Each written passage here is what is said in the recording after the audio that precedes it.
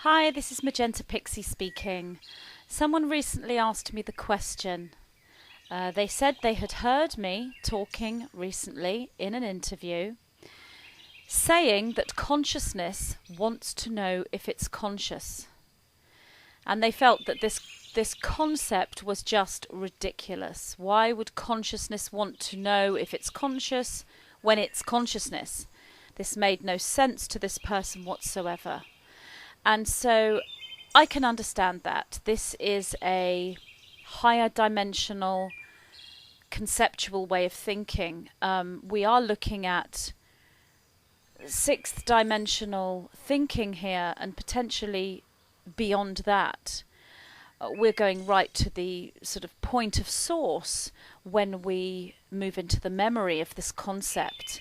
And we are also thinking paradoxically, and paradoxical thinking is a sixth dimensional thought process. Memory of source is the ninth dimension, 10th dimension, 11th, 12th, 13th, depending on the model of the universe that you are working with. There are many different models to explain the dimensional fields. So it's difficult to explain this concept. The best way to assist anyone into the understanding of this concept is to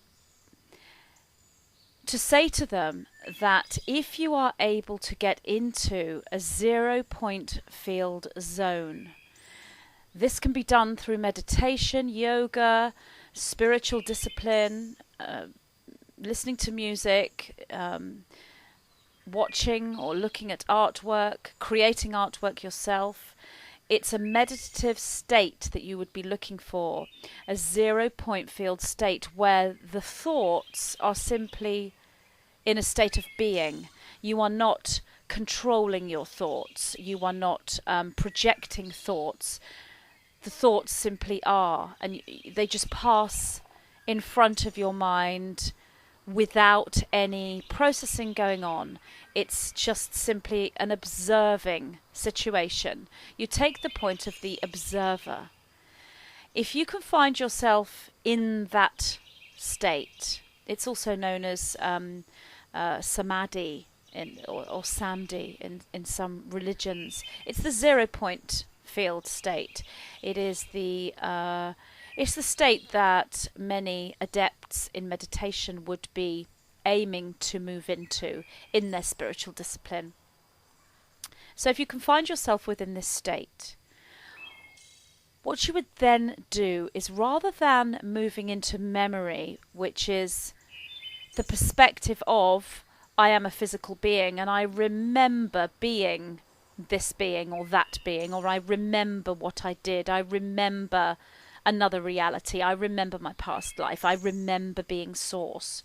This is still in a non-0-point field way of thinking, because you are still analysing the linear process of your life. You're still thinking within a third or certainly fourth dimensional way of thinking. So you would take yourself into the point where there is no processing with thought, there's no memory.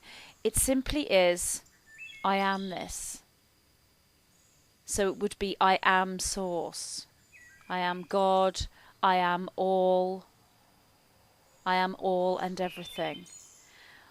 If you can do this within a 0-point field state, you will go into this, on a linear level, this memory of what you once were before you were incarnated. But within the truth of reality, when it comes to 0-point field energy and time itself, accurate time, which is not linear, it is time is a huge matrix of very different geometries and can be perceived in many different ways depending on where you are standing, where you are viewing the matrix. If you can get yourself into that state, you will take yourself into a way of knowing that is, I am this, I am all things.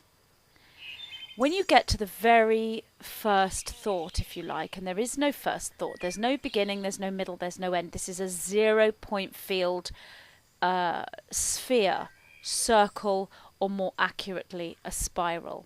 So you are within this spiral, you are this spiral. And the very first thought interpreted by the human brain within third dimension, the first thought that we interpret would be I am. What this actually is it's not necessarily a thought, although we perceive it as a thought because it's consciousness. So yes, it is a thought, but it's really a frequency, it's a tone, it's an energy, it is a wave, if you like, a pulsating wave of beingness and of infinite beingness just pulsating out. But this wave can be translated, and we, within third density, within that 0 point field moment, we would translate this as I am. Simply I am. Then that thought is very much the center of the sphere, if you like, and these pulsating waves are just I am, I am, I am, moving out. And this can be interpreted so many different ways, and the accurate individual for you that interprets this 0 point field moment is you. So how this comes to you is the correct way, not my way or any other channel's way or any spiritual teacher's way, your way. So if the words you hear are I be, or if you hear a musical note, or if you see colour, or if you have an emotional feeling, whatever occurs for you in this moment is the way it is to be interpreted for you. It is the correct and right way for you. So I'm assisting you here to do this by showing you how I go into this zone.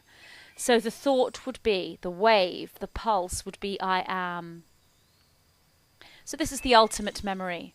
This is source. This is who we are in every single moment. I am, I am, I am. For you are creation. You are thought. You are consciousness pulsating out. So in the center, we have the central energetic, the central frequency of I am. When the energetic separates itself, if you like, or moves away from the center, there is the first thought, or the first step, the first day, if you like. If you go back to biblical times, day 1, day 2, the earth was created in 7 days. It's just a metaphor for the stages and steps. The 9 would say the first distortion. So this is the first distortion from the 0 point field.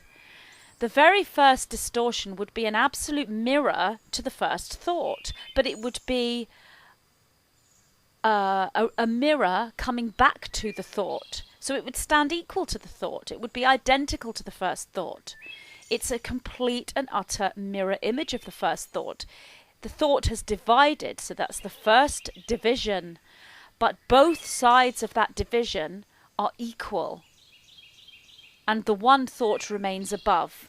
So when the first distortion occurs, we are moving geometry, so we're moving down into a different geometric field, a different geometric pattern. We can perceive this as a triangle, if you like.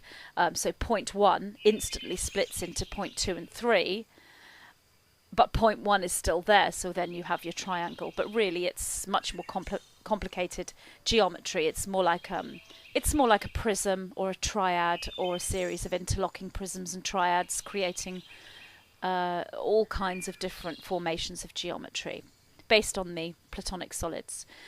So that first distortion would be the response to I am, or it would be the reflection to I am. It would be the polarity to I am, because the first distortion would be within the first polarization, which is why it's a distortion, because polarization is a distortion from oneness. So that's the very first thought, the first distortion, and it would be, or am I?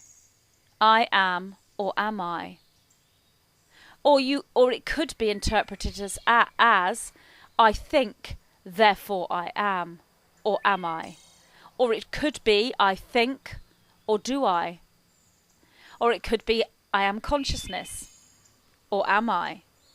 Or better still, I am conscious, or am I? So we're looking at the response, the dualistic response to the first thought. So that first thought is I am, or am I? So the next distortion would be to answer that question, even though it isn't a question, it is a frequency. It's a frequency of creation. Consciousness wants to discover itself. Consciousness wants to know itself. Consciousness wants to continue to look into these mirrors of itself and continue to divide and divide and divide and divide. And each time it divides, there's yet another question. Even though it's not really a question, it is an energy. We perceive it as a question here within the third dimension. But the very first distortion is, or am I, to the I am. Therefore, every distortion, right down into the third dimension, throughout the quantum field, will be a response to the first distortion. That's why, in an interview recently, I said consciousness wants to know if it's conscious. This is the 9 have taught me this and shown me how to access that memory. So I'm not saying to you that this is right. I'm not saying consciousness wants to know it's conscious and that's fact. That's not what I'm saying here, and that's not what I'm teaching. What I'm saying is move into the 0 point field. Find the memory of when you were source, when you were God. Take that up one notch into the 0 point field, the now moment where you are God, you are source. Go back to the very, very central point of that sphere. What is the thought? And what happens after the first thought? You have all experienced this, and you are experiencing this now, for you are all source. There is just one soul. There is just one soul, and that one soul is you. It's you. So if you are the one soul, then you must have memory of all and everything. And you must be able to access memory of all and everything. And therefore you will access memory of being in the one infinite oneness of all moments, and the first thought and the first distortion from that. So what I'm saying here to you is, I'm not saying consciousness wants to know if it's conscious. This is my interpretation of that moment. That's my memory of when I was source. That's what I thought when I was source, if you like. But what you think when you were source is the most important memory that you can ever have. And if you come up with something else other than what I've come up with, then that is just as valid. So what I'm teaching here is how to get into the memory, not what my interpretation of it is. But yes, I did say in an interview recently, consciousness wants to know it's conscious. And that is my interpretation of the first distortion, the first thought. Okay, hope that's made sense, and I will be back with more chat, and have a lovely day. Bye.